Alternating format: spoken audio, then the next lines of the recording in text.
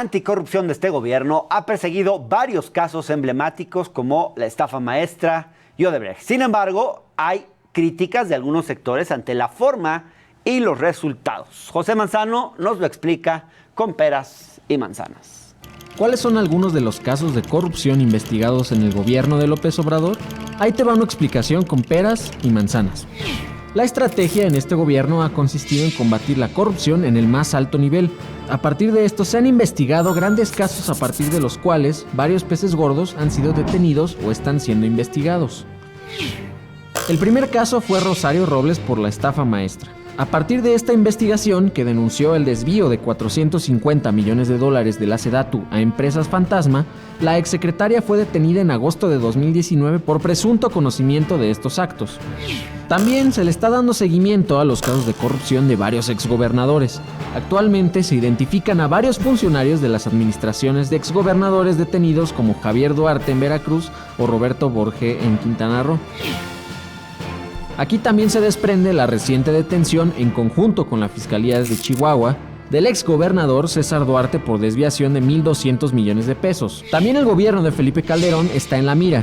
La detención de Genaro García Luna por presuntos vínculos con el cártel de Sinaloa ha generado que los exlíderes de la Policía Federal, Luis Cárdenas Palomino y Ramón Pequeño García, estén siendo identificados. Y por supuesto está la investigación por el caso Odebrecht y la corrupción en Pemex, donde el exdirector Emilio Lozoya es el gran protagonista. Lozoya es investigado por haber recibido 10 millones de dólares en sobornos de esta empresa y por la venta de la planta de agronitrogenados. A pesar de estos avances, también el gobierno es cuestionado en varios aspectos. De acuerdo con INEGI, la corrupción cotidiana en los 3 niveles de gobierno aumentó en 7.5% durante el periodo de 2017 a 2019. Organizaciones como Mexicanos contra la Corrupción y Transparencia Mexicana cuestionan que las adjudicaciones directas siguen siendo el método elegido en más del 78% de las licitaciones. Y también algunos funcionarios dentro del gobierno son señalados por su patrimonio, tales como Manuel Bartlett o Irma Eréndira Sandoval, y otros directamente señalados por actos de corrupción, como el exdelegado de Jalisco, Carlos Lomelí, y Ana Gabriela Guevara en la CONADE. Yo soy José Manzano y esta es una breve explicación del panorama anticorrupción de este gobierno con peras y manzanas. La lucha contra la corrupción del presente gobierno, han visto ustedes recién la cápsula, ha buscado abarcar distintos frentes, pero como toda política pública tiene áreas para mejorar. Para comentar sobre todo esto, vamos a platicar sobre este tema con la analista política y presidente de Mexicanos contra la Corrupción y la Impunidad, María Amparo Casar. María Amparo, ¿cómo estás? Buenas noches. Mucho gusto, Hernán, por fin se nos hizo después de 2 intentos, el tercero fue el bueno. Me da mucho gusto estar contigo aquí en el octágono. El gusto es mío, María Amparo. En general, cómo estás viendo tú, cómo está viendo Mexicanos contra la Corrupción y la Impunidad el caso de Emilio Lozoya? ¿Lo ven como una puerta para desmantelar redes de corrupción en el más alto nivel? ¿De qué manera lo están leyendo? ¿O como algo político, quizás? Paso primero a darte mi opinión como analista y después te digo un poco lo que hemos hecho en Mexicanos contra la Corrupción, sobre todo porque de los casos que mencionas ahora que nos explicas con peras y manzanas, tuvimos una investigación sobre el caso de Veracruz, tuvimos una de Quintana Roo con los piratas de Borja. Desde luego fuimos junto con Quinto Elemento los primeros en denunciar el caso de Odebrecht desde 2017, todavía con Peña Nieto en el poder. Y ahora, bueno, García Luna, ese sí no nos tocó en ese momento. Y también el caso de los ventiladores de Bartlett y el caso de el superdelegado Lomelí. Eso es del lado de las investigaciones que hemos hecho en Mexicanos contra la Corrupción. Te agradezco que nos cites, porque nuestra idea no es hacer escándalo ni tener impacto, sino más bien incidencia. Y paso ya a tu pregunta, ¿cómo veo yo, María Amparo Casar, analista, el caso de Lozoya? Lo primero que te querría decir, Hernán, es que no creo que sea justo que nos obliguen a optar entre dos cuestiones. Por un lado, si pensamos que Lozoya es culpable, cometió delitos, etcétera, etcétera, y por el otro si esto es nada más un show mediático y es la utilización política de la justicia. Creo, Hernán, que son las dos cosas. Hay no uno, sino varios delitos que perseguir y celebro que se estén persiguiendo, pero también es, o como se ha manejado, es también una cuestión mediática, es una cuestión que se está administrando con los tiempos políticos para beneficiar o perjudicar a personajes de la política.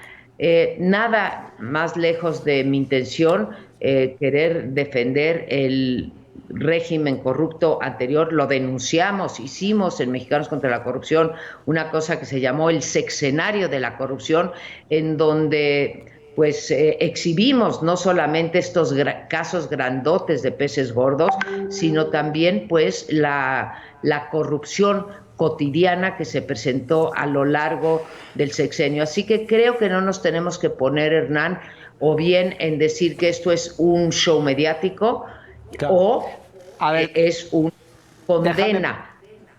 Hay que condenar el pasado y hay que, sobre todo, poner las bases para que no se vuelva a repetir. Claro. Déjame entonces preguntártelo así, si tuviéramos un continuum, digamos del 1 al 10, donde el 1 es lucha contra la impunidad y el 10 es motivación política, ¿dónde ubicarías este proceso que se le está siguiendo a Lozoya? Lo ubicaría más del lado mediático por la forma en que se ha manejado. Te voy a decir, me voy a explicar, me voy a tratar de explicar por qué. Me parecen casos, los dos que mencionas, emblemáticos, los videos que vimos y el caso de Brecht, pero me parece que estamos lejos de haber cambiado el paradigma. El paradigma en sexenios anteriores es el mismito, recordemos el caso de Ricardo Anaya, a la mitad de la campaña sacan, no por parte ciertamente de Morena, sino por parte de la entonces Procuraduría General de la República, una serie de investigaciones que al final fue exonerado y que tuvieron un efecto netamente político. Entonces, el paradigma en México no ha sido juzgar esto en los tribunales, el paradigma ha sido ventilarlo en los medios, que los medios se pronuncien y después vamos al terreno de la justicia. Y voy a hacer un matiz a mi afirmación o a mi contestación a tu pregunta. Creo que pago por ver. Si este asunto llega a buen término, digamos, tomando en consideración los requisitos de ley para un juicio justo y un juicio por los canales adecuados, cambiaría mi opinión. Hasta el día de hoy, es muy pronto para darla, estamos más en el terreno mediático que en el terreno de la justicia. Ahora, yo no comparto la idea de que el paradigma sea el mismo de este gobierno con el anterior, pero déjame, ya no tengo mucho tiempo, pero déjame pedirte una calificación. ¿Cuánto le pones a la lucha o a la política de combate a la corrupción del gobierno de Peña del 1 al 10 y cuánto le pones a la política de este gobierno de López Obrador a la lucha contra la corrupción del 1 al 10? Solamente para tener un rango.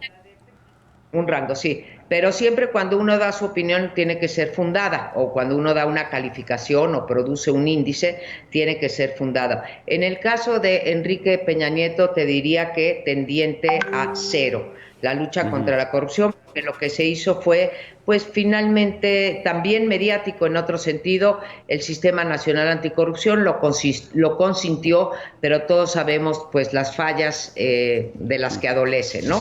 ¿Y en el caso de AMLO? En el caso de Andrés Manuel López Obrador, te diría que estaría cerca del 5, o sea, una calificación reprobatoria, y quiero decir por qué, porque estamos en este sexenio. Quiero hacerte un símil, si tengo un minuto más, con lo que se hace en seguridad. Tiene razón López Obrador que la construcción de seguridad en el país no pasa o no solamente pasa por la persecución y castigo de delincuentes como ahora el Marro, que bueno, todavía pasará por un juicio.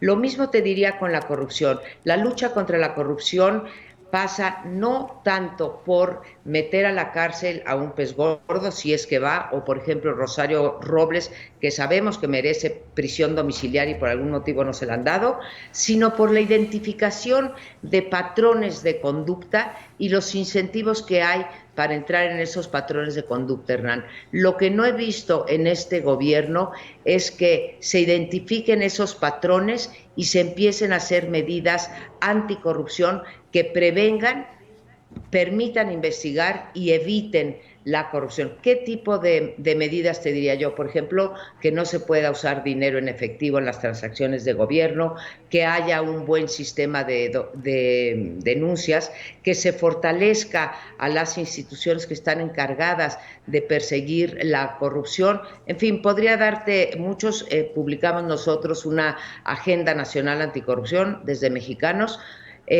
pero no veo las medidas, Hernán, que sienten las bases para que el fenómeno de la corrupción vaya disminuyendo, la curva se vaya aplanando y no haya más corrupción. En ese sentido, me parece que le quedan 4 años, pero nos queda a deber en una verdadera política anticorrupción. Bien, de cualquier forma, me quedo con este dato.